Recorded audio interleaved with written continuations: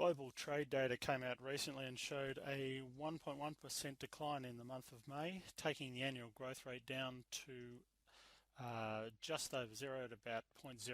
You can see there on the chart the annual growth rate now back to the lows reached in 2013, and outside of that has only been lower during the GFC and in the 2001 recession. So it's a little bit of a worrisome development that is occurring at the moment. Both the IMF and the World Trade Organization have been forecasting a recovery in trade or world trade growth in volume terms up to around about 4%. In fact, if you look at the longer term average of growth, you'll see that the growth rate is around about 5.5%, so we're quite a way off that. And indeed, when we add in the annual growth rate projection put out by the IMF, as we just go out a bit further, you can see that they were projecting that moving up closer to the average. So this latest downturn in recent months is somewhat concerning, and actually matches the evidence that we're seeing coming from other indicators such as industrial production. So if we just have a look now at industrial production, we can see there, now that's the red line, industrial production globally now has declined, and it's been sliding in a concerning manner over the past 6 to 12 months back to an annual growth rate of around about 2% right at the moment. There are probably two observations to make in relation to this chart looking at global growth, industrial production and trade volumes. And one, as you can see, historically world trade growth has far exceeded that of global industrial production, but more recently they have basically grown in line with one another. Another way of looking at this is to compare them over time, and if we use world trade volume there and global growth there, we do it as minus. We can see if we express one minus the other, so world trade volumes back in the 1990s were more often than not something like 3.5 to 4% above industrial output levels. That's been on a steady decline over the period. Rebounded in the post-GFC recovery, but as you can see here, since about 2012, essentially world trade has been flat. Now, the World Trade Organization talks about the historical relationship of about a 2-to-1 relationship between trade and output. That's to GDP. We're using industrial production in this instance. In the 1990s, we had the rise of emerging markets, declining transport costs, the internet, declining trade barriers, led to an increase in trade, along with the increased fragmentation of trade across borders as supply chains were built up. So this led to a very rapid or exaggerated growth of trade relative to that of industrial production.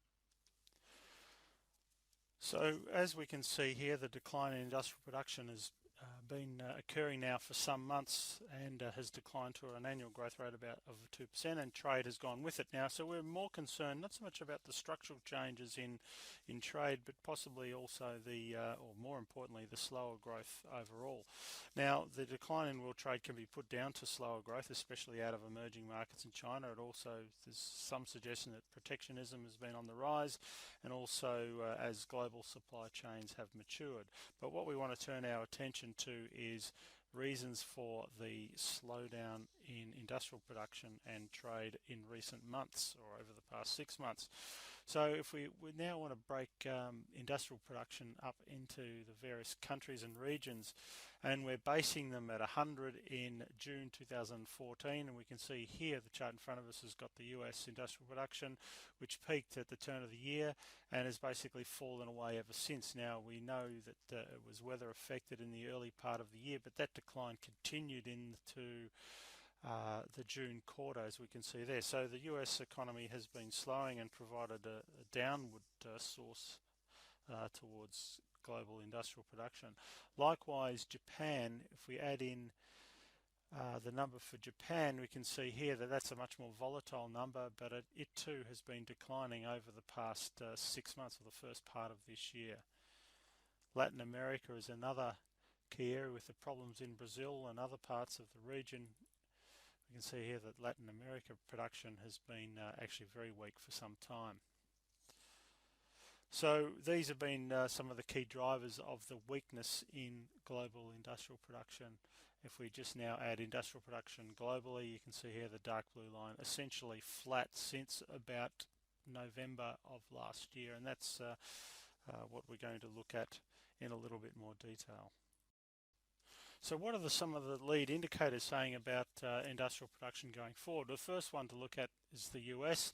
Blue line is IP, as we were just talking about, based at 100 in June 2014, and the red line is the ISM manufacturing index. Now that's leads IP by about 3 months. You can see here in the most recent couple of months we've seen a bit of a turn. So that augurs well for industrial production, at least beginning in the September quarter.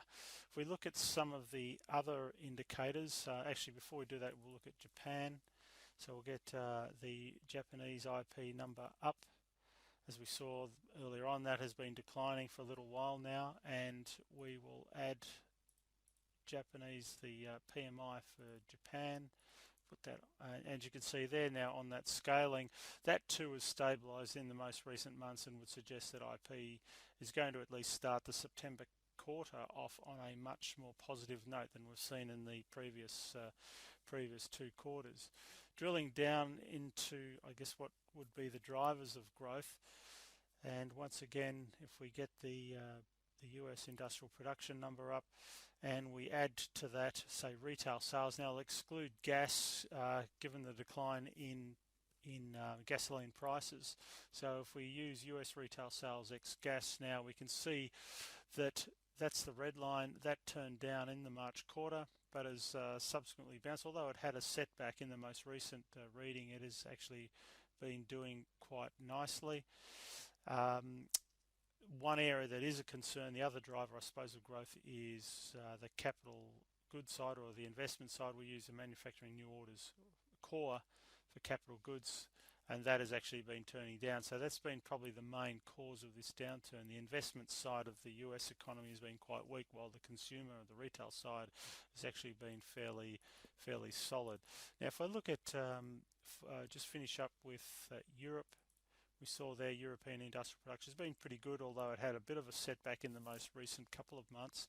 But if we now look at some of the drivers there, including retail turnover, the red line has started to push up. If we look at it in real terms, it looks even better, real or sort of volume related terms. So domestic or consumption coming out of Europe has been fairly solid and is pointing to reasonable pickup, I think, in the industrial production side.